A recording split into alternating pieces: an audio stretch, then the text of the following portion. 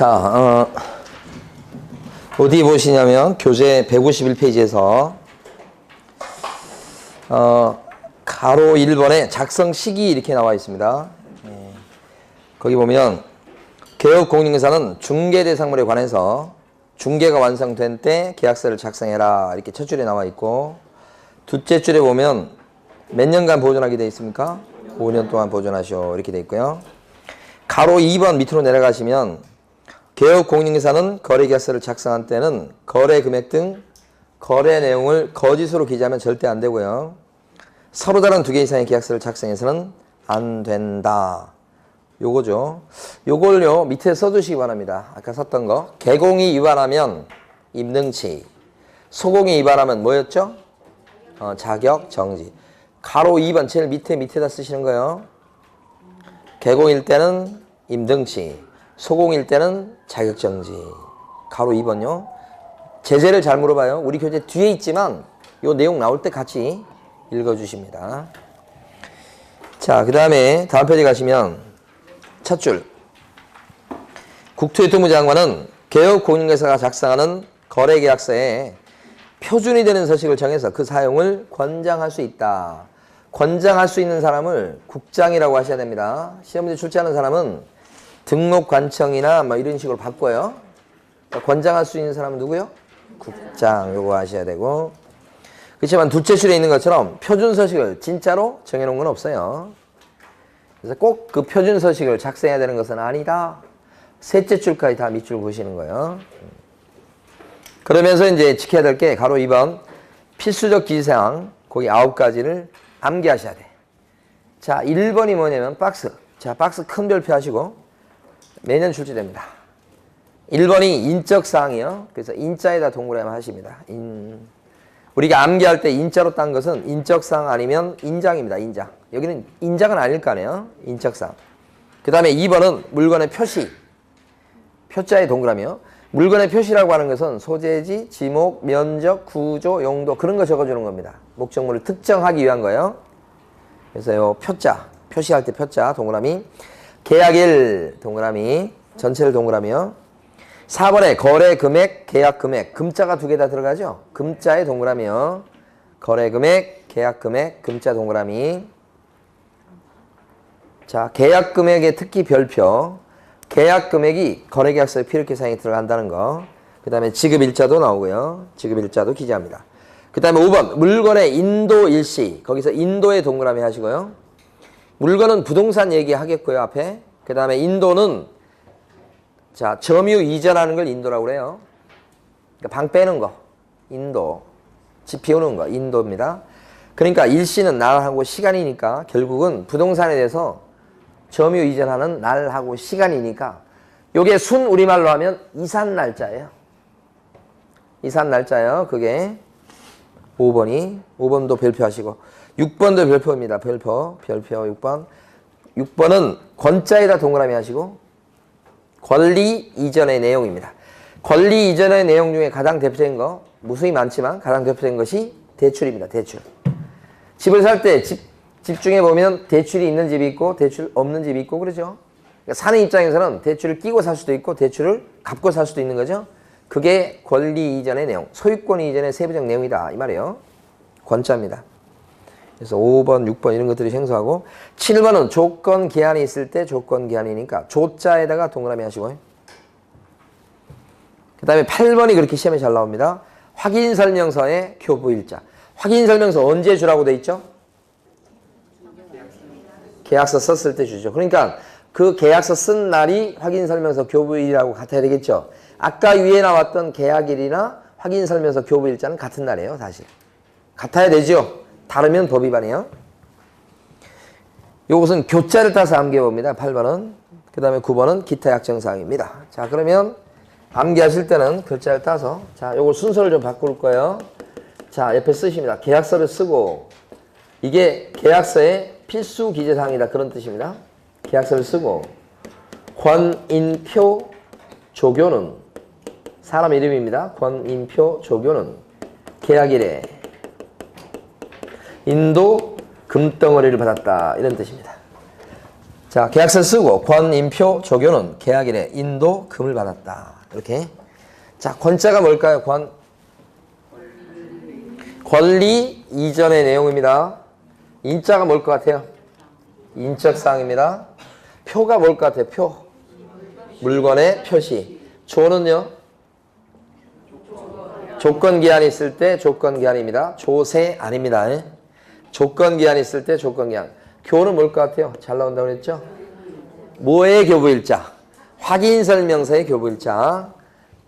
요건 계약일이고, 그 다음에 요건 뭐예요? 인도는 물건의 인도 일시. 이산 날짜라고 그랬죠? 이것도 중요하다고 그랬습니다. 금자는요? 합의된 거래 금액도 기재하지만 계약 금액도 기재하고요. 지급일자도 기재하죠. 자, 요게 거래계약서 필요기사. 여기다 플러스 기타 등등등 약정, 특약 이렇게 들어갑니다. 꼭 암기해 두셔야 되고. 가로 3번에 보면 가로 3번에 반가로 1번이 있습니다. 가로 3번에 반가로 1번에 첫 줄부터 넷째 줄까지 밑줄만 긋고 가겠습니다. 여러 번 설명드린 겁니다. 이거 됐습니다.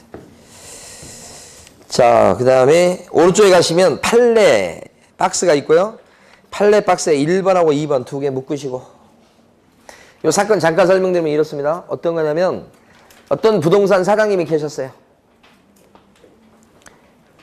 자, 오른쪽 박스에 있는 판례 볼 거예요. 1번, 2번 이렇게 묶어 놓으시고 이렇게 하고 끝이요. 뭐냐면 나중에 읽어보시라는 얘기예요. 어떤 사장님이 부동산 운영하시는데 3달 동안 굶었어. 밥을 굶는 게 아니고 한건을 못한 거야. 그러니까 좀 힘든 상황인데 갑자기 문 닫을 때쯤 됐는데 손님이 오신 거야. 두 분이 왔어. 두 사람이 와가지고 전세계약서를 좀 써달래. 자기들은 전세계약과 관련해서 전세금이나 날짜 같은 거 다 합의했는데 계약서를 써본 적이 없어서 잘 못 쓰겠다고. 이거 써주시면 복비를 준다는 거야. 얼마나 좋아. 그러니까 이분이 그냥 앉아서 전세계약서를 싹 써주고 부른 대로. 그 다음에 거기다가 뭐요? 중개업소에 명판 찍고 그 다음에 확인설명서 딱 또 붙여가지고 적고, 자기가 본 적도 없는 물건에 대한 확인설명서를 써준 거예요. 대장이나 이런 거 보고서 써준 거야. 그래가지고 이제 뭐예요? 줬어. 그러니까 3달 만에 지금 한 건 했으니까 얼마나 감격스럽겠어. 그래서 그날 저녁에 한잔하고 기분 좋아 있는데 몇 개월 있다가 법원에서 뭐가 날라왔어. 보니까 소장이야. 누가 소송을 제기한 거야. 바로 대부업체에서 소송을 제기한 거야. 대부업체에서는 그 전세계약서 써간 그 사람들이 그걸 갖다가 동사무소에서 확정인자도 받고 막 그래가지고 그걸 갖고 대부업체에 가서 그 서류를 집어넣어가지고 대출을 받아간 거야. 돈을 꿔준 거지, 대부업체에서는. 근데 대부업체가 잘못했지. 확인도 안 하고 꿔줬으니. 그 두 사람이 진짜 주인이고 세 얻는 사람이 아니고 둘 다 사기꾼이야. 그러니까 이 서류를 갖다 이렇게 중개업소에서 써주는데 그걸 근거로 해서 대출이 나간 거지. 그러니까 대부업체 입장에서는 자기들은 자기 책임이지만 중개업소에서 이거 잘못한 게 있다고 본 거예요. 사장님 오고 물으라고 소송이 제기된 거야. 그래가지고 대법원까지 올라갔어. 그럼 대법원에서 그 사장님한테, 부동산 사장님한테 물어주라고 했을까 안 했을까? 했지. 왜요? 도장이 들어갔잖아. 확인설명서 써줬잖아. 단순히 그냥 대서류 정도로 5만 원 받고 끝난 게 아니고 확인설명서 써주고 명판에 이름 들어가고 막 그랬으니까 책임지겠다는 얘기 아니에요, 그게. 복비도 받았고. 그래서 전부는 아니지만 일부에 대한 책임이 있다고 해서 배상 책임을 인정한 판례가 나온 거예요. 그때 판례가 얘기한 게 뭐냐면, 아니 중개도 안 했으면서 왜 함부로 계약서 써줬어? 이게 첫 번째 비난하는 이유야. 중개한 적이 없잖아 지금. 함부로 계약서 써줬다 이 말이지. 그래서 책임지시오. 그 판례입니다 이게. 1번, 2번. 최근 시험에 2번 나왔습니다. 근데 그 중에서 2번 판례는 여러분들 읽어보시고 1번 판례를 제가 읽어볼게요. 개업공인회사는 중개가 완성된 때만 계약서 등을 작성 교부해야 되고 중개를 하지 아니하였음에도 함부로 계약서 등을 작성 교부해서는 안 된다. 이 뜻이에요 지금. 이게 지문에 나올 가능성이 굉장히 높은데 나오면 동그라미라고 하셔야 돼. 맞다고 해주셔야 된다고 이 판례를. 근데 이게 여기 책에 나왔으니까 여러분이 맞다고 생각하지 시험지에 나오면 또 틀려 느낌이. 뭐야 중개 안 했는데 계약서를 써주지 마? 아니 중개 안 하고 그냥 계약서만 써줄 수 있는 거 아니야? 라고 생각하기 쉬워. 조심하셔야 된다고. 예. 자, 다음 페이지에 있는 문제 풀어보십니다.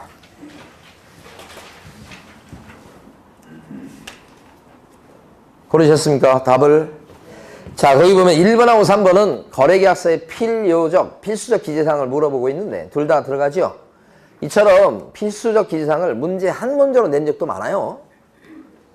한 문제로. 근데 여기는 한 문제는 아니지만 1번, 3번 이렇게 지문에 두 개가 들어가죠. 두 지문, 세 지문 이렇게 내요. 반드시 나온다고.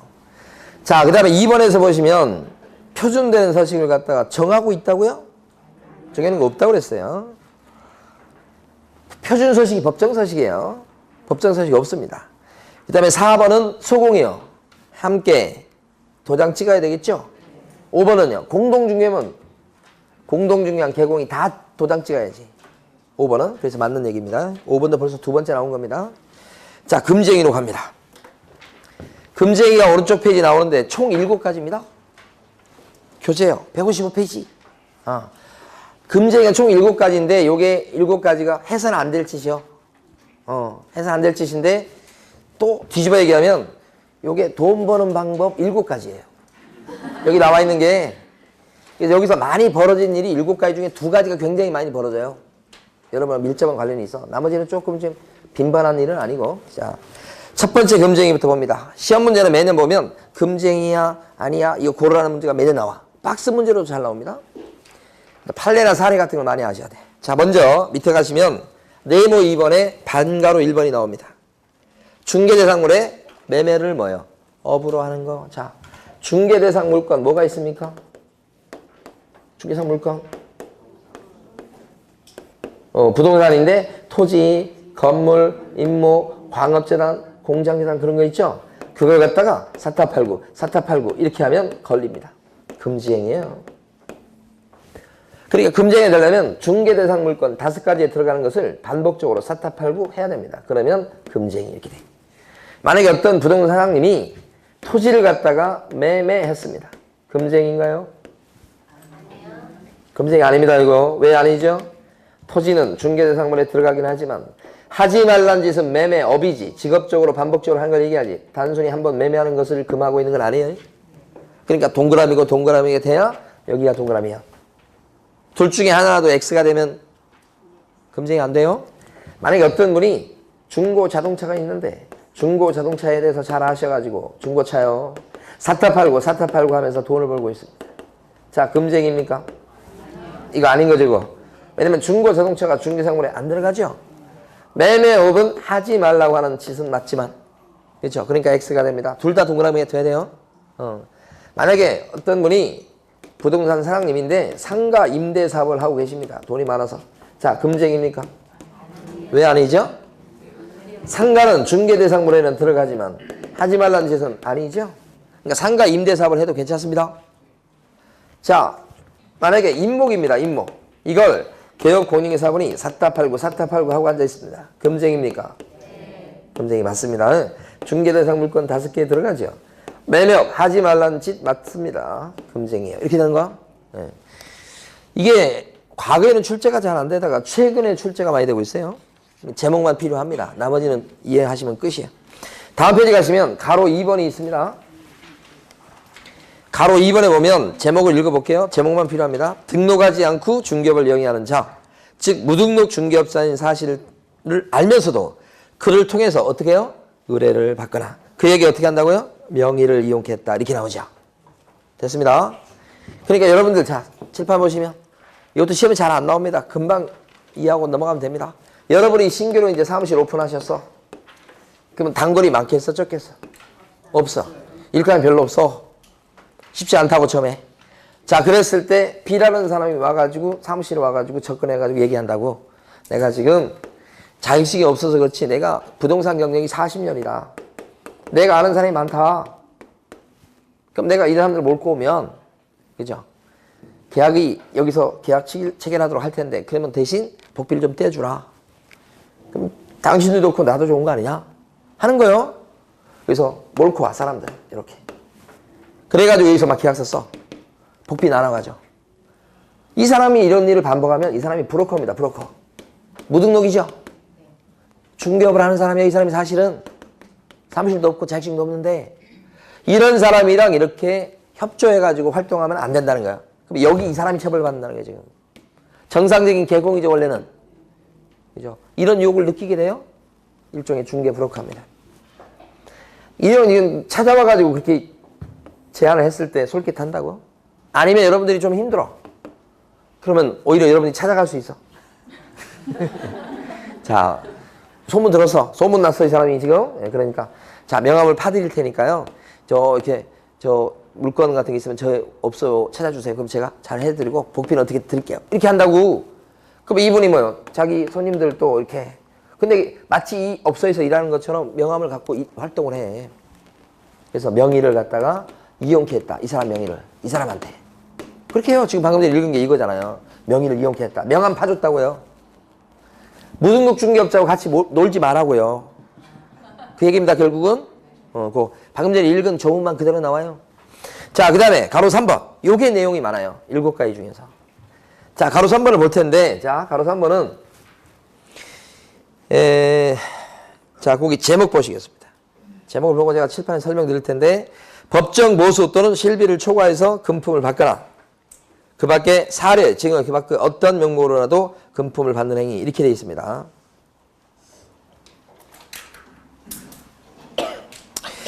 뭐 제목이 좀 마음에 안 드네요. 약간 그래요. 자, 그럼 제가 칠판 설명드릴게요. 자, 이런 겁니다. 중요한 단어는 초과해서 받은 겁니다. 많이 받은 게 걸리는 거예요. 조금 받으면 안 걸려요. 그리고 받았을 때 걸리는 거예요. 받는 행위라고 돼 있어요. 그러니까 중요한 단어는 초과란 단어하고 받는 이 두 단어가 중요한 거예요. 핵심적인 단어예요. 그럼 뭘 많이 받았을 때 걸리냐? 중개보수하고 실비예요. 그러니까 중개보수나 실비는 법정 상한선이 있어요. 그걸 법정 한도라고 그래요. 이걸 넘겨서 받으면 걸린다.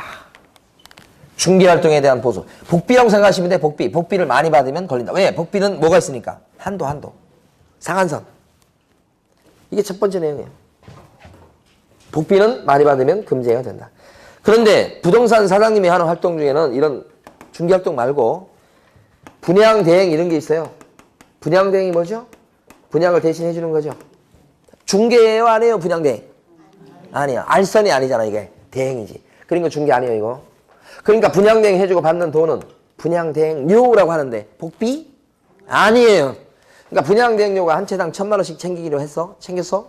그래도 그것은 복비가 아니기 때문에 법정 상한선이 없어. 그러니까 많이 받아도 걸리지. 그거지, 그거. 그 다음에 또 한 가지, 이거보다 더 중요한 거. 이건 기출문제 진짜 많이 나온 거, 이거. 이 판례가. 분양 대행료는 금지행위 관련이 없다는 뜻이에요. 두 번째는 이거예요. 영업권 알선. 자, 영업권이 뭐죠? 영업적 가치를 누릴 수 있는 권리예요. 영업적 가치에 3가지가 있죠. 단골이 많아요. 그걸 누릴 수 있는 권리요. 그 다음에 위치가 끝내줘요. 그걸 누릴 수 있는 권리가 영업권이에요. 아니면 그게 노래방이에요. 그럼 그 노래방 안에 뭐 냉장고나 노래방 기기들이 있을 거 아니에요. 그것도 가치가 있는 거잖아. 그걸 누릴 수 있는 권리가 뭐예요? 영업권이야. 그러니까 노래방을 인수받으면, 넘겨받으면 그게 뭐예요? 영업권을 넘겨받는 거예요. 뭘 주고? 공짜 아니잖아. 권리금 주고. 그러면 이걸 갖다가 노래방을 넘기도록 만들고 중간에서 권리금 1억 받고 넘기게 만들었을 때 중간에서 알선한 사람은 부동산 사장님들이 많은데 그분들이 받은 권리금의 10%를 챙긴다고 보통. 그럼 1,000만 원을 챙기는 거야. 그건 중개보수요? 아니지. 자, 여기서는요. 이걸 이해하셔야 돼. 자, 지금 보니까 영업권은 사고 팔 수 있습니까? 있어. 가게 넘기고 넘겨받고 그러잖아. 그죠? 그것을 권리, 양도, 양수 계약이라고 불러요. 여기서 얘기한 권리라고 하는 것은 영업권. 그죠? 아까 3가지 영업적 가치를 누릴 수 있는 권리라고 그랬어요. 그러니까 여기서는 영업권을 사고 파는 계약을 중간에서 알선했다. 부동산 사장님들이 이걸 많이 하잖아. 그럼 이건 중개가 아니에요? 왜 중개가 아니죠? 계약을 체결하게 만들었지만 계약의 목적물이 영업권이고 이게 중개사물에 안 들어간다는 걸 첫 시간에 했었죠? 그렇게 중요하다고 그랬어요, 이게. 그래서 이게 중개가 아니에요. 그러니까 권리금의 10%를 갖다가 이거 해주고 챙겼다고 해도 그건 복비가 아니어서 법정 상한선이 있어요, 없어요? 법정 한도가 없고 한도가 없으니까 많이 받아도 걸리지 않는다라고 했었어요. 첫 시간에. 너무 중요하죠. 너무 중요하죠. 그러니까 영업권 알선행위는 중개가 아니죠. 그러니까 그 권리금의 10%를 챙기고 막 그래도 금지행위로 걸리지. 너무나 중요해. 너무나 중요해. 자, 이해를 하셨는가 몰라. 이해가 안 되면 다음번 기회에 또 있어. 네. 자, 두 번째는 초과해서 받았을 때 금정인데 초과를 어떻게 따지냐 이 말이에요. 자, 이 물건을 중개했을 때 이 물건, 중개사 물건 법정 한도가 가만보니까 이게 100만 원이라고 가정을 하는 거예요. 근데 이걸 중개한 부동산 사장님이 중개보수로 100만 원을 받고 중개보수로 100만 원 챙겼어요. 그 다음에 사례비로, 그 다음에 또는 수고비로 또는 광고비 명목으로 300을 더 챙긴 거야. 그러면 이때는 금지행위예요, 아니에요? 금지행위죠. 중개보수 명목으로 챙긴 돈은 100만 원에서 이걸 딱 법정 한도를 지켰지만, 이게 법정 한도라는 게 이거 100만 원이 지켰지만 다른 명목으로 챙긴 돈이 300이 더 있어 버리니까 요것 때문에 초과가 돼 버리는 거야. 그러니까 초과했다 안 했다 이걸 따질 때에는 다른 명목으로 받은 것도 다 뭐예요? 합쳐야 된다는 게 두 번째 포인트예요. 그러니까 어떤 사람이 이걸 중개해주고 법정 한도가 100만 원인데 복비는 한 푼도 안 받았어요. 근데 사례비로 500을 받았어요. 이거 착한 사람이요? 금쟁이에요 이거 그대로. 합친다고 무조건 합치게 돼 있다고. 응? 다른 명목으로 챙긴 돈도 합쳐야 된다고. 그래야 이게 의미 있는 조문이 되는 거예요. 이것만 가지고 따지면 이 금쟁이 걸릴 사람 한 명도 없어요. 자, 근데 시험에서는 주로 이 세 번째 케이스가 나오죠. 중개보수 법정 한도가 100만 원인데 복비는 딱 100만 원 받고 그 다음에 자동차를 한 대 받았다 이런 거예요. 그러면 금쟁인가요? 법정 한도가 100만 원인데 100만 원 받고 자동차를 한 대 받았다니까 고맙다고. 금쟁이 100%입니다. 100%. 무조건 초과죠 이것 때문에. 반드시 돈만 받은 거 얘기하는 게 아니에요. 금품이라고 돼 있어요. 그래서 이런 거. 금품을 자동차 한 대 받았다. 미술 작품 한 대 받았다. 행운의 열쇠를 받았다. 뭐 골프채 한 세트 받았다. 다 금지가 되는 거예요. 이런 형태가 제일 많이 나와요. 두 번째. 세 번째는 받았죠. 만약에 법정 한도가 100만 원인데 부동산 사장님이 300만 원 달라고 조르고 있어. 그래서 결국 약속까지 받아냈어요. 근데 아직까지는 입금이 안 됐어요. 자, 금쟁입니까? 아직 아니라는 거예요. 어떻게 해야 금쟁인데? 받아야 금쟁이에요. 이게 세 번째 포인트예요. 예? 받아야 금쟁이라. 그러니까 만약에 300만 원 딱 만약에 그 뒤에 입금이 됐어. 입금. 문자가 떴어. 그러면 어떻게? 금쟁이 아니에요. 드디어 금쟁이요. 근데 300만 원 받아가지고 기분 좋아했는데 일주일 있다가 줬던 사람이 와가지고 사장님 제가 뭐 잘못 알고 많이 드린 것 같다고 하면서 200만 원 돌려달라고 막 얘기를 한다는 거야. 그리고 혹시 안 돌려주시면 제가 구청 가볼 일 있을 것 같다고 이렇게 얘기하는 거야. 그러면 어떻게? 돌려줄 수밖에 없잖아. 그래서 재빨리 200만 원 돌려준 거야. 구청이 무서운 거요. 자, 금지 행위요 안 해요? 200만 원 돌려주고 지금 통장에는 100만 원 밖에 없는데 금지 행위야. 돌려줘도 늦었어요. 언제 금지 행위가 됐어요? 받는 순간에. 이렇게 되는 게 뇌물죄가 그래요. 뇌물죄인데 이 사람이 받았어. 받아가지고 나중에 막 신문 기사 나오고 그러니까 돌려줬잖아. 늦었어. 받는 순간에 이미 수뢰죄. 다만 돌려주게 되면 그걸 참작해가지고 3대 때릴 걸 1대 때리거나 그럴 수는 있어. 여기도 마찬가지야. 그런 걸 바라고 돌려주는 거예요. 사실은. 걸고 넘어지면 다 걸리는 거예요. 근데 이 사람이 법정 한도가 100만 원인데 300만 원을 받았어. 좋게 받았지. 근데 뭘 받았냐면 당좌 수표를 받은 거야. 그래가지고 빨리 가서 은행에 가서 지급 청구했더니 그 은행에서 잔고가 부족하대. 그럼 어떻게 된 거야 이게? 부도난 거라고. 그러면 이거 금지행위 저지른 거예요? 부도났는데? 휴지 조각인데 이거? 조금 애매하죠? 우리 판례는 무조건 금지행위야. 이게 나중에 부도가 났을지언정 일단 받는 순간에는 경제적 가치가 있는 걸 받았다고 보는 거예요. 제 얘기가 아니에요. 판사 얘기야. 예? 그러니까 그대로 여러분이 받아들여야 돼.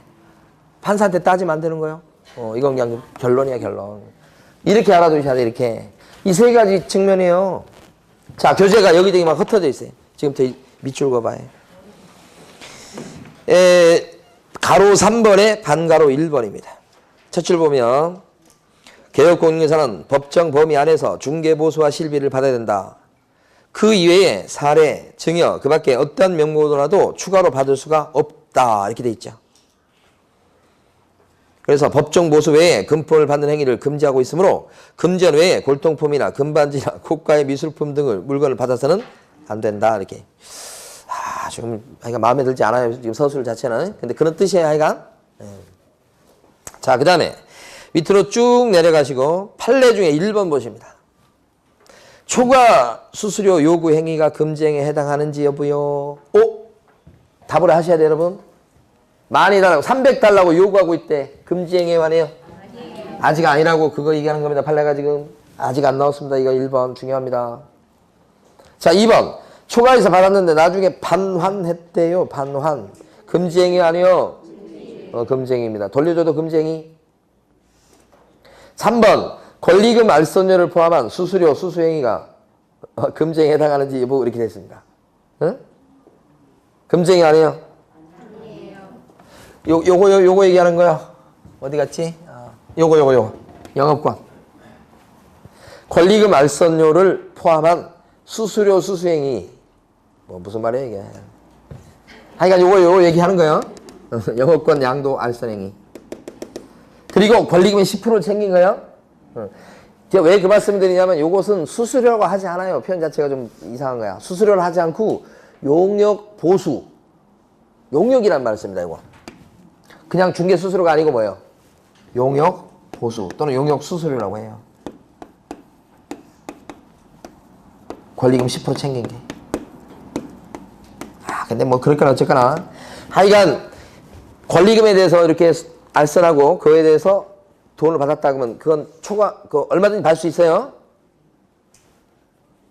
응? 이건 초과 보수에 걸리지 않는다. 이런 얘기고. 자, 요 3번 판례 요거 봐두셔야 되고, 그 다음에 오른쪽에 가시면 4번에 보면 분양대행 수수료가 금지행위의 대상인지 이렇게 나왔죠? 아니지. 요거잖아, 요거. 분양대행을 해주고 많이 받았어. 법에 걸려요? 안 걸려요? 분양대행료를 많이 받았을 때도 안 걸리고, 이거 해주고 권리금 10% 챙겨도 안 걸리고, 복비에 대해서 많이 받았을 때 걸리고, 이렇게 되니. 자, 그 다음에 가로 4번 네 번째 금지행위입니다. 네 번째 금지행위 이거 잘 안 나와요. 근데 제목 한번 읽어보고 넘어갈게요. 가로 4번 당해 중개대상물의 거래상 중요사에 관해서 거짓된 언행 그 밖의 방법으로 의뢰인의 뭐예요? 판단을 그르치게 하는 행위. 그렇게 돼 있죠. 이게 뭐냐면 소개할 때는 개업공인중개사가 거짓말로 속이거나 알려주지 않거나 그런 거 하면 안 된다고. 제대로 얘기해 줘야 된다고. 그러니까 이런 행태는 거짓말하고 속이면 안 돼요 이런 건데 금지행위다 아니다 이렇게 판단하는 게 굉장히 추상적이야. 다른 어떤 금지행위 조문보다 이게 추상적이에요. 뭐라고 돼 있어요? 판단을 그르치게 하지 마라 그래서. 아니 왜 여기를 보고 계시죠? 어? 지나간 거 생각하고 계시면 안 되는데. 예? 판단을 그르치게 하는 행위를 하면 안 된다는 게 거짓말하면 안 되고 속이면 안 되고 뭐 그런 얘기 하는 거예요. 그래서 이거 사례가 판례가 딱 있을 때만 시험 문제 나올 수 있는 거예요. 일반적으로 내기 힘들어. 가장 대표적인 사례 하나만 보고 가죠. 갑자기 집중이 안 돼버려 제가 지금.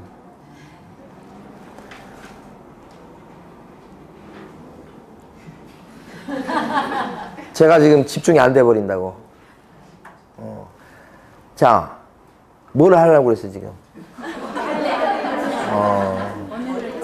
지금 막 집중하려고 막 집중이 잘 되고 있었는데 갑자기 집중이 안 돼버렸어 지금. 자, 이거 지금 거의 살짝 넘어갈 내용인데 지금. 판단을 그렇지 않은 행위를 하면 안 돼. 가장 대표적인 것이 가격 갖고 장난치는 거야. 이런 것은 많아 실제. 그러니까 이게 어떤 거냐면 실제 사례가 어떤 거냐면 한 30년도 더 된 일이요. 2천만 원에 땅이 나왔는데 4천에 팔아준 거야. 그리고 그럼 2천을 남겨 먹었지. 요것을 우리 부동산 사장님하고 요 의뢰인 땅 주인하고 둘이 사이좋게 나눠 먹었어. 그러니까 부동산 사장님은 돈 많이 벌었지. 땅 판 사람은 비싸게 팔았지. 누가 피를 본 거야? 누구만 피 본 거야? 매수인. 매수인이 처음에는 몰랐지. 근데 나중에는 알게 돼 있어. 그래갖고 매수인이 나중에 다 고발하고 막 이런 일이 벌어진 거야.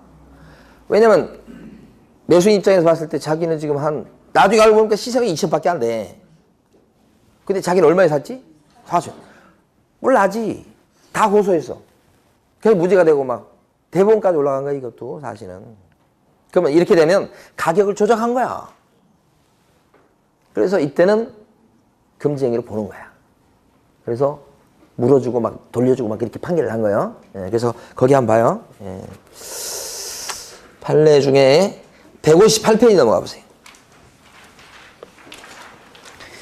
158페이지 2번에 보면 개업 공인인계사 등이 서로 짜고 2번 판례요. 매도 의뢰 가액을 숨긴 채 이에 비해서 무척 높은 가액으로 중개 의뢰인에게 부동산을 매도하고 무척 높은 가액이란 이 부분이 제일 중요한 거야 지금.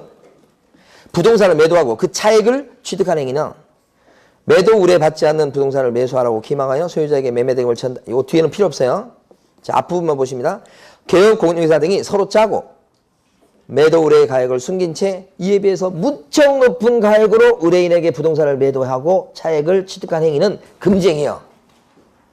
아까 말씀드렸던 거요. 여기서는 이게 판례인데 이게 예를 들어서 2천만 원인데 2,200에 팔아줬어. 금지행위일까 아닐까? 아니에요. 그 정도 가지고는 금지행위 아니라는 거지. 어떻게 될 정도가 되냐면 가격차가 엄청 나빠야 돼. 누가 보더라도 이건 진짜 이건 조작이라고 볼 정도로 농단을 부렸다고 볼 정도로 커야 되는 거예요. 그래서 가장 중요한 단어가 이게 판사가 판단한 거 아니에요 지금. 판사가 뭐라고 얘기했어? 무척 높은 거예요. 판사가 놀라 자빠질 정도가 돼야 돼. 그래야 금지행위란 말이에요. 그러니까 이게 똑 떨어지는 게 아니란 얘기예요. 판사가 그때그때 알아서 해야 돼. 또 대표적으로 나올 수 있는 게 그냥 듣기만 하세요. 그린벨트 지역 내에 들어가는 땅인데 이거 그린벨트에서 곧 풀린다고 하면서 막 사게 만드는 거야. 그래서 그거 믿고 샀지? 풀리기는커녕 이게 뭐예요? 아무것도 못하는 땅이 돼버려서 그것도 뭐예요? 판단을 그르치게 하는 거지. 속였잖아 지금. 그러니까 여기 들어간다는 거예요. 그러니까 실제 현장에서는 꽤 있을 수 있는데 그 판단을 딱 하는 게 쉽지는 않아. 예, 그래서 잘 안 나와 시험에는 이게. 예? 자, 그러니까 있는 판례만 나옵니다. 그러니까 예, 그렇게 생각하시고. 그 밑에 보면 3번 판례도 동그라미 쳐주세요. 여기까지 읽어주세요. 2번, 3번 판례. 예, 이런 판례들이 나옵니다. 자, 그 다음에 가로 5번요. 가로 5번 내용은 내용 자체가 어렵진 않아요. 어렵진 않은데 5번이 조금 분석해 보셔야 돼. 자, 거기 제목 두 줄만 딱 밑줄 긋게요. 일단 양도 알선 등이 금지된 금지에 동그라미 치시고, 그 다음에 부동산의 분양 임대 등과 관련 있는 증서 등의 증서에 동그라미 치시고, 그 다음에 매매 교환 등을 중개하거나 중개에 동그라미 치시고, 그 다음에 그 증서에 매매를 업으로 하는 거 매매를 업 동그라미 치시고, 이렇게 됐어요. 이제. 자, 네 군데 동그라미 쳤죠? 내용이 별거 없어요 사실. 제일 중요한 단어가 뭐냐면 증서입니다. 증서. 이 증서가 그 앞쪽에 보니까 어떤 증서였죠? 금지된 증서. 뭐가 금지됐죠? 양도 알선이. 자, 본질은 양도입니다. 못 팔아먹게 돼 있는 증서예요. 못 팔게 돼 있는 증서라고. 이게 구체로 뭔지는 아직 몰라도 못 팔게 돼 있어 지금. 그걸 중개하면 되겠어요 안 되겠어요? 못 팔게 돼 있는데, 한번 팔아먹는 게 안 되게 돼 있는데 중개하면 안 되잖아요. 맞지? 못 팔게 돼 있는 증서요. 이걸 샀다 팔고 샀다 팔고 하면 되겠어요? 안 되는 거지. 그래서 이게 금쟁이라는 거예요. 이 증서에 대해서. 이게 못 팔게 돼 있는 증서니까 이러면 안 되지. 이러면. 그러면 못 팔게 돼 있는 증서가 뭐냐 그러면 대표적인 것이 통장하고 그 다음에 딱지하고 두 가지요.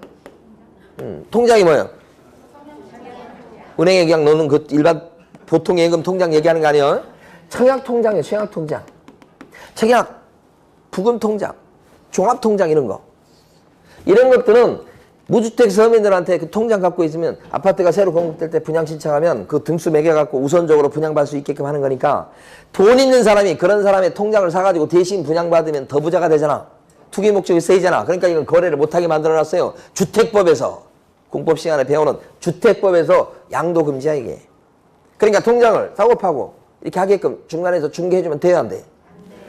아니면 통장 자체를 자기가 샀다 팔고 이렇게 하면 안 되잖아, 이게. 투기 목적 이용될 가능성이 있잖아. 그러니까 못하게 하는 거예요. 주택법에서 이게. 딱지 뭐예요, 이거? 그렇죠? 이것도 철거면 입주권 이런 거예요. 자, 시유지에 있는 무허가 건물을 갖다 다 철거시키면서 그 사람들한테 갈 곳이 없다고 그러니까 다른 지역에 아파트 막 공급되고 그러면 분양 신청을 넣기만 하면 당첨되게끔 막 우선적으로 자격을 인정해 준 거 아니에요? 딱지? 철거민 딱지 이런 거? 네. 그럼 이것도 말이에요. 부자인 사람이 집 여러 개 갖고 있는 사람이 그걸 사가지고 대신 분양받으면서 또 더 부자가 되면 안 되잖아. 그래서 주택법에서 이것도 뭐예요? 금지요. 이거 거래하고 그러면 3년 이하의 징역이나 3천만 원 이하의 벌금이요. 무겁게 처벌해요. 근데 과거에 어떻게 해요? 이런 거 다 거래했고 중개해줬고 막 그랬죠. 그래서 아까 돈 버는 방법 7가지라고 말씀드린 게 바로 이거예요. 이것만 그런 거 아니잖아요. 복비도 그냥 법정한도 지켜서 받으면 많이 못 벌잖아. 근데 슬쩍슬쩍 넘겨서 많이 받고 이러면 돈을 많이 벌게 되잖아요. 사실은. 자, 어쨌든 이런 금지 증세에 안 들어가는 게 대표적인 게 2개가 있어. 하나가 뭐냐면 아파트 분양권이에요. 아파트 분양권 이렇게 되면 이건 원칙적으로요. 사고 팔 수 있죠? 전매 제한이 붙어 있지는 않는 한. 투기 막으려고 전매 제한을 붙여놓은 아파트 분양권이 없잖아, 있어요? 우리 교재, 보통 교재에 아무런 그런 소개가 없기는 하지만 실제는 그렇단 말이에요. 그거 빼고는 원칙적으로 뭐예요? 거래가 돼. 따라서 중개사물 되고 금지 증세에 들어가지 않아요. 또 한 가지가 상가 분양 계약서예요. 상가 분양 계약서는 상가를 분양할 때에 적으려고 써놓은 인쇄해놓은 양식이요. 이거 금지 증세 아니지, 이거. 그냥 매매 계약서 양식일 뿐인 거지. 그래서 금지 증세에 들어가는 거 2가지. 통장하고 딱지. 안 들어가는 거 2가지. 아파트 분양권하고 상가 분양 계약서. 이렇게. 교재에서는 밑줄 그어보겠습니다. 가로 5번 밑에서요. 첫째 줄에 보시면 가운데 정도에 보면 증서란 이렇게 돼 있어요. 가로 5번요. 첫째 줄 증서란 입주자 저축 증서. 그 다음에 다음 줄에 보면 예금, 부금 다 나왔고요. 주택상환사채. 그 다음에 무허건물 확인서. 건물 철거 예정 증명서. 이게 딱지 나온다는 그런 거예요. 그 다음에 철거민 확인서. 그 다음에 쭉 나가면 이주대책 대상자 확인서 이런 거. 또는 재개발이나 철거민, 철거 지역에 주는 입주권 같은 딱지. 자, 이런 것들입니다. 요게 금지 증세야. 크게 보면 통장과 딱지라고 보시면 돼. 그런데 금지 증세에 안 들어가는 게 밑에 있는 판례예요. 밑에 판례는 뭐냐면 금지 증세 아닌 거죠. 1번 판례가 뭐냐면 상가에 대한 분양계약서예요. 금지 증세라고 볼 수가 없다고 나와 있습니다. 1번 판례 읽어주셔야 돼. 이게 상가 분양계약서예요. 1번이. 2번이 아파트 분양권이에요. 그것도 판례 읽어주셔야 됩니다. 이 아파트 분양권도 금지 증세에 들어가지 않습니다. 자요. 가로 6번 가십니다, 이번에. 요게 내용이 또 많아요. 가로 6번, 직접거래요. 자, 제가 칠판에서요, 직접거래 쌍방대리 요거 설명드릴 거예요, 지금. 그리고 교재를 가지고 밑줄 그어보고 다음으로 갈 텐데. 자, 직접거래란 말은 직접이란 말과 거래란 말이 이렇게 붙여져서 만들어진 말인데 직접이란 말이 딴 뜻이 있는 게 아니에요. 의뢰인과 이 말이야. 의뢰인은 손님과 부동산 가게 온 손님이랑 계약하는 거예요. 누가? 부동산 가게에서 일하시는 분들이 개공이든 소공이든 보조원이든 누가 됐든 부동산 사무실에서 일하는 분이 가게 온 손님이랑 의뢰받은 물건에 대해서 계약하는 거예요. 의뢰받은 거에 대해서 계약하는 거예요. 그러면 직접거래. 여기서 거래라고 하는 것은 매매나 교환이나 임대차나 전세나 모든 거래가 다 들어가는 거예요. 이렇게 직접거래하면 질서를 어지럽히니까 3학년 3만원으로 무겁게 처벌하는 거예요. 그런데 솔직히 이걸 해야 돈을 버는 거야. 큰 돈을. 직접거래 해야. 사실 여러분들이 공부하는 이유도 직접거래일지도 몰라요. 아까 봤던 보수가 아니고. 그래서 보수 받아가지고 버는 돈은 푼돈이요. 직접거래로 버는 돈은 큰 돈이라고. 알고 계시는지 모르겠네. 네. 부동산 시장에서 일을 해서 큰 돈을 버는 거예요. 이 직접 거래해서. 그러니까 이거 못하게 하잖아. 자, A가 B한테요. 물건을 팔아달라고 내놓습니다. 그랬더니 개업 공인중개사가 딱 보니까 괜찮아. 사겠다고 나섭니다. A도 오케이 합니다. 그때 매매계약을 체결했죠. 이러면 요건 직접거래에 들어갑니까? 요게 직접거래라는 이 계약이 내놨는데 이 사람 의뢰인이죠. 의뢰인과 부동산 사장님이 계약했죠.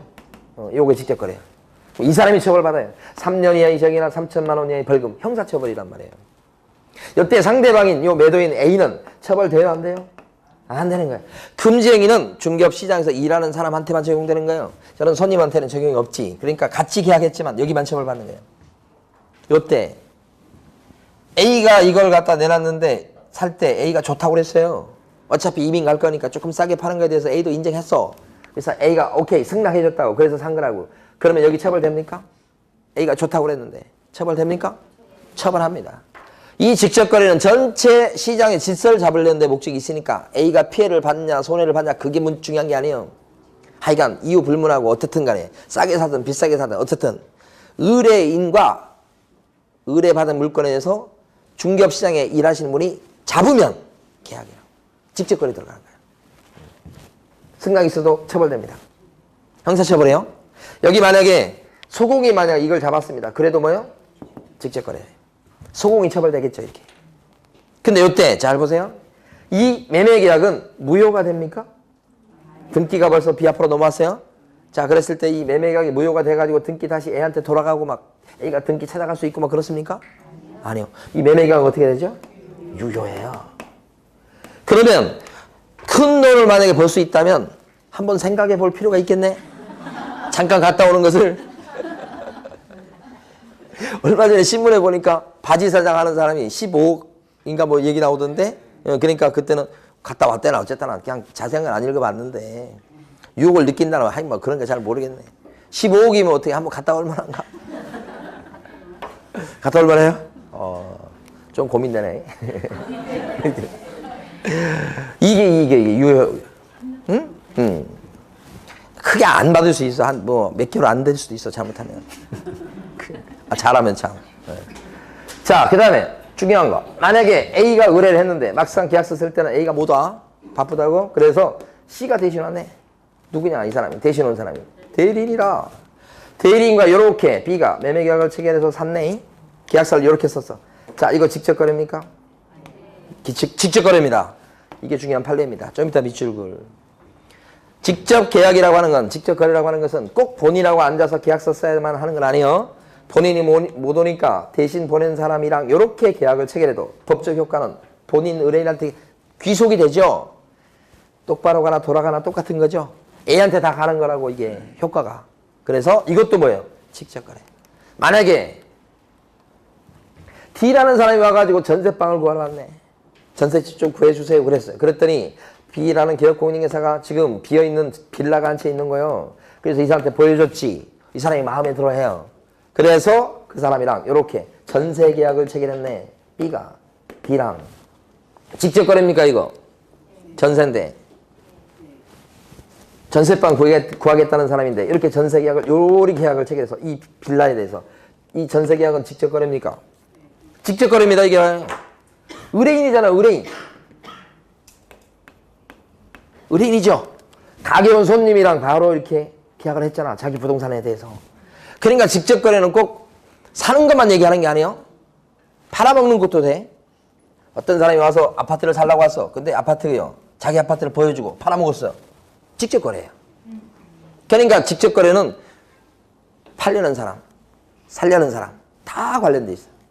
매매, 전세, 임대 다 관련돼 있어. 사장님, 종업원 다 관련돼 있다고. 본인하고 바로 앉아서 계약서 쓰든 본인이 보낸 대리인하고 계약서 쓰든 다 직접 거래라고. 그래서 직접 거래에 들어가는 것이 이런 것들이야. 그러면 이거 하다 보면 부동산 하시는 분들은 부동산을 도대체 사란 얘기야 말란 얘기야. 그런 생각이 들 수 있잖아. 지금 중개업소를 운영하다 보면 부동산 투자하고 이럴 필요가 있다고 생각되는데 어떻게 다 직접 거래라고 그러잖아. 직접 거래 아닌 경우가 있단 말이야. 아닌 경우가. 어떤 경우냐면 자, B라는 사람.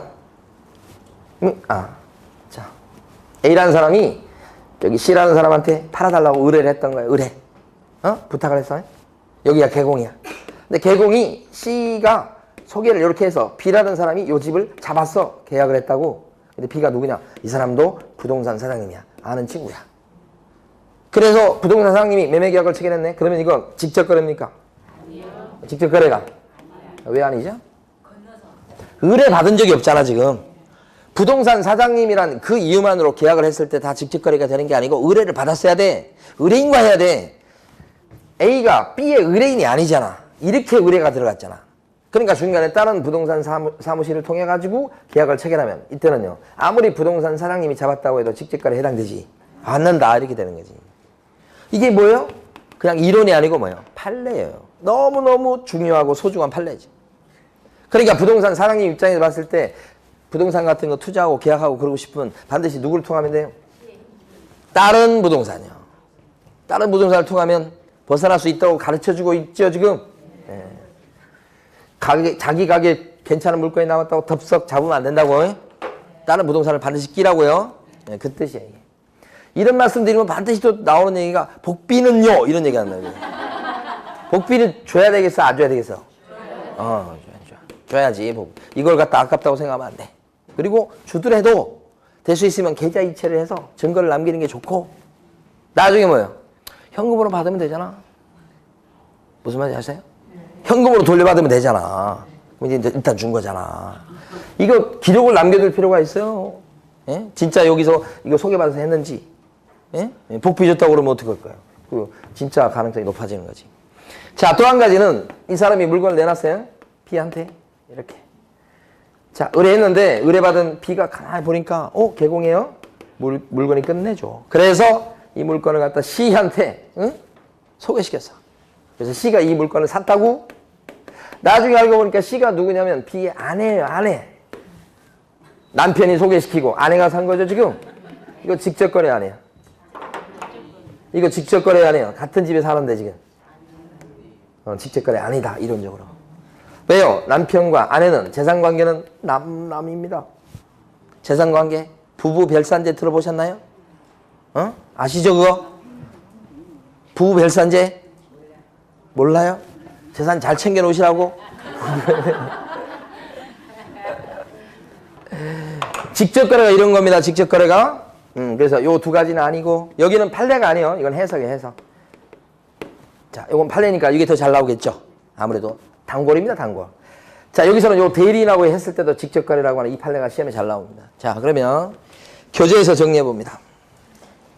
오른쪽 페이지 가시면 제일 위에 오른쪽 페이지입니다. 제일 위에 동그라미 2번요. 2번 읽어보겠습니다. 직접 거래에서의 중개 의뢰인에는 중개 대상물의 소유자뿐만 아니라 중개 상물의 소유자의 대리인이나 그 거래에 관하여 사무의 처리를 위탁받은 수임인도 어떻게 해요? 직접 거래 상대방에 포함된다. 이게 그렇게 시험에 잘 나옵니다. 자, 됐고요. 그 다음에 밑에 가면 반가로 2번에 쌍방대리라고 나와 있죠? 예, 그거 좀 설명을 드리도록 하겠습니다. 자, 거의 다 했네요. 쌍방대리는 요 사람이 지금 물건을 내놓습니다. 근데 이게 전세 물건입니다. 내놓을 때 전세 좀 놔주세요 하면서 자, 개업 공인중개사한테 내놓습니다. 그런데 이 사람은 미국 간다고 하면서 한 3달 뒤에 올 거니까 들어올 사람 구하면 대신 계약을 체결해달라고 하면서 대리권을 주고 갑니다. A가. 그러면 2달 동안 갔다 오니까 근데 C가 와가지고 전셋집을 구하러 왔습니다. 전셋방 좀 구해주세요. 그런데 C는 또 지방 출장을 간다네 일하면서. 그래서 못 오는 상황이 될 수 있으니까 대신 좀 해달라고 대리권을 이 사람도 주고 갑니다. 그러면 B 입장에서 어떻게 해? 좋은 일이죠. 자기한테 뭐 이렇게 태클 걸 사람이 없잖아. 이 사람은 안 오고 미국 가서 이 사람은 지방 출장 가서 못 오니까 이 사람이 원하는 물건이 이거다 싶으면 이제 계약서 쓸 일이 생겼죠. 계약서를 어떻게 써야 돼? 안 오고 안 오니까 혼자 써야 된다고. 혼자 쓰니까 음악 틀어놓고 쓰면 되겠어요. 거칠 사람이 없어. 쓰는 거야. 그래서 A의 대리인 뭐예요? B. 또 C의 대리인인 누구죠? B. 그 다음에 또 중개한 B. 온통 B 두성이야. 쓰면 돼. 그래서 혼자 쓸 때 좀 그러면 뭐지 이게 소파를 옮겨가면서 또 한 번은 A 됐다가 C 됐다가 하면서 이게 뭐냐면 쌍방대리예요. 이게 이렇게 되면 문제가 되는 게 뭐냐면 계약의 내용을 정할 때 이 사람 또는 이 사람한테 피해가 가는 내용들을 정할 수 있다고. 한쪽에 유리하거나 불리한 내용을 정할 수 있다고. 그러면 문제가 있지. 견제할 사람이 없어서 그렇습니다, 이게. 그래서 못하게 하는 겁니다. 이게 뭐예요? 쌍방대리. 만약에 쌍방대리 할 수 있다고 하면 아마 부동산 사장님들이 중간에서 농간을 부릴 수 있는 그 영역이 더 넓어질 거예요. 네, 그래서 이거 못하게 합니다. 그런데 실제 보면 진짜 이 사람이 미국 가가지고 한 3개월 동안 못 올 수 있지 않습니까? 근데 이 사람은 계약서 쓴다면 오는 사람이에요. 그렇다면 한쪽을 편들어서 B가 이렇게 C랑 앉아서 둘이 이렇게 전세 계약을 체결하는 것은 문제가 없잖아요? 이 B는 개공이긴 합니다만 이 사람 못 온다니까 A 편 들어갖고 이렇게 하면 그때 상대방 C는 자기 입장을 주장하면 되는 거예요. 그러니까 견제할 사람이 있죠? 이런 것을 뭐라고 그러냐면 일방대리라고 그래요. 이런 일방대리는 금지행위에 해당되지 않는다. 이렇게 된 거예요. 자, 밑줄 그어보겠습니다. 자, 교재에서는 반가로 2번에요. 동그라미 3번입니다. 그러나 당사자 중 일방만을 대리하는 행위는 금지행위가 아니다. 따라서 개업공인중개사가 매도 중개 의뢰인으로부터 위임을 받아서 매수 중개 의뢰인과 매매 계약을 체결하거나 여기까지만 밑줄. 다시 한번 잘 보세요. 매도 중개 의뢰인으로부터 위임을 받아서 누구랑 계약을 체결한다고요? 매수 중개 의뢰인과 매매 계약을 체결합니다. 이것은 직접 거래입니까? 아니면 일방 대리입니까? 일방 대리로서 금지행위가 아니죠. 여기까지만 딱 밑줄 긋습니다. 놔둬버리세요. 나머지는. 자, 다시 질문 드려봅니다. 맞추는지. 자, 개업공인중개사가 매수 의뢰인과 매매 계약을 체결했다고 나옵니다. 시험 지문에 개업공인중개사가 매수 의뢰인과 매매 계약을 체결했습니다. 자, 금지행위인가요? 아닌가요? 다시 한번. 개업공인중개사가 매수 의뢰인과 매매 계약을 체결했어요. 금지행위지. 직접 거래죠? 이 사람이 살라고 온 사람이에요? 근데 개업공인중개사가 이 매수 의뢰인과 아파트에 대해서 매매 계약을 체결했어요? 직접 거래잖아. 됐습니까, 일단? 두 번째. 개업공인중개사가 매도 의뢰인의 위임을 받아 매수 의뢰인과 매매 계약을 체결했다. 이렇게 하면. 이건 직접 거래가 아니고 일방 대리로 방금 전에 읽어봤잖아, 그게. 종이 한 장 차이입니다. 개업공인중개사가 매도 의뢰인의 위임을 받아. 이 말이 들어가면 뭐가 나요? 일방 대리. 매수 의뢰인하고 해도. 직접 거래가 아니고 뭐요? 일방 대리. 그러니까 직접 거래하고 일방 대리는 종이 한 장 차이라고. 아시겠죠? 중요한 거 했습니다. 다음 페이지 보시면 가로 7번에 투기 조장행입니다. 가로 7번 보시면 일단 제목을 한번 볼게요. 탈세 등 관계법령을 위반할 목적으로 이렇게 돼 있죠. 목적으로까지 끊어 읽으시고. 그 다음에 소유권 보존 등기 또는 이전 등기를 하지 아니한 부동산이나 이렇게 돼 있습니다. 이 부동산에 동그라미 쳐두시고. 또요. 관계법령의 규정에서 전매 등 권리 변동이 제한된 부동산에 부동산 또 나왔죠? 부동산 동그라미 하시고요. 자, 부동산 두 개 동그라미 쳤습니다. 지금 이 두 가지 부동산의 매매를 중개하는 것이 걸리는 거예요. 이 두 가지 부동산에 대해서 매매하는 것을 중개했다. 그것은 한마디로 뭐라고 보는 거예요? 투기 조장행입니다. 이렇게 보는 거라고 지금 분석해 봤어요. 자, 이게 뭐냐면 자, 칠판에 보시면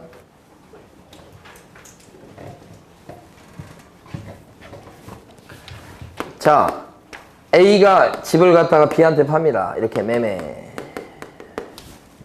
그럼 B는요, 잔금을 다 치르고 나서 자기 앞으로 등기를 가져옵니다. 그리고 B가 다시 이걸 갖다가 잔금을 받아먹고 이번에는 C한테 되팝니다. 그리고 등기서를 넘겨주면 C가 등기를 가져갑니다. 그러니까 원래 거래라고 하는 것은 이렇게 순차적으로 일어났을 때 등기를 다 가져와야 됩니다. 이렇게 세금 내고요. 이게 정상적인 거래입니다. 그런데 B가 자기가 샀던 부동산을 되파는데도 불구하고 자기 앞으로 등기를 안 냅니다. 마치 A하고 C가 계약서 쓴 것처럼 계약서에서 자기는 빠지고 A하고 C가 계약한 그 계약서를 따로 써가지고 직접 C 앞으로 등기를 칩니다. 그러면 B 입장에서 봤을 때는 자기가 산 그게 없기 때문에 자기 앞으로 등기를 안 가져오고 여기서 팔고서 여기서 차익을 남겨 먹었을 텐데 그 세금도 안 내게 되죠. 자기는 서류상으로는 취득한 적이 없는 거예요.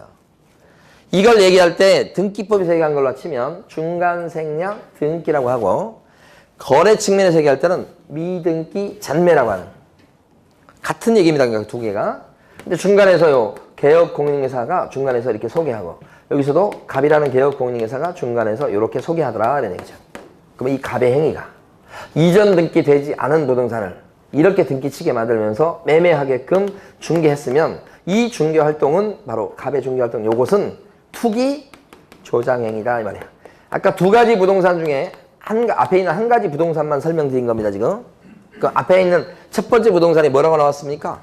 보존 등기나 이전 등기가 안 된 부동산이라고 나왔었죠? 이전 등기 안 된 부동산이라 지금. 그걸 어떻게 하게끔? 매매하게끔 중개해준 갑의 행위가 뭐예요? 투기 조장행위다. 여기서 투기 조장행위라고 하는 것은 이 사람이 탈세를 하게 되었죠?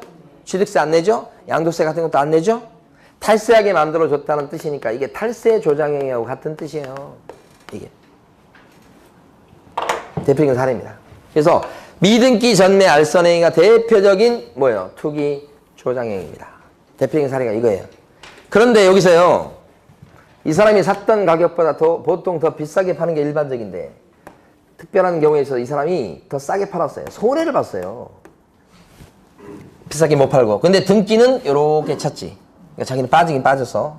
근데 손해봤어, B가. 그럼 그렇게 해준 갑은 투기 조장행위 저지른 것은 맞습니까? 여기 지금 손해봤는데 지금 B한테 욕 들어먹었는데 그렇지만 취득세 같은 거 탈세한 것은 똑같죠. 그렇기 때문에 이런 경우도 혹시 중간에서 전매 차익을 올리지 못했다고 하더라도 전매 차익을 못 얻어도 미등기 전매를 갖다가 알선한 이 갑행위는 여전히 뭐다고요? 투기 조장행위다. 이렇게. 그래서 교재에서 보시면 거기 가로 7번에 밑에 나와 있는 그 세 줄 판례 있죠? 중요합니다. 탈세 목적의 미등기 전매 중개는 결과적으로 전매 차익이 없는 경우라고 하더라도 금지행위에 해당한다.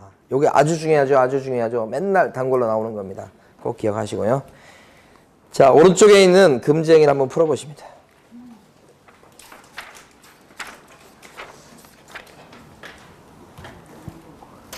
자, 1번이 중개 대상물에 대한 매매업이니까 금지행위 맞습니다. 그 다음에 2번은 아파트 분양권 얘기합니다. 아파트 분양권을 갖다가 매매하는 걸 중개하는 것은 금지행위가 될 리가 없죠.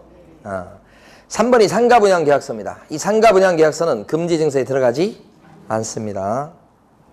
4번에 직접 거래했다 그랬을 때 그 금지는 효력 규정입니까? 단속 규정입니까?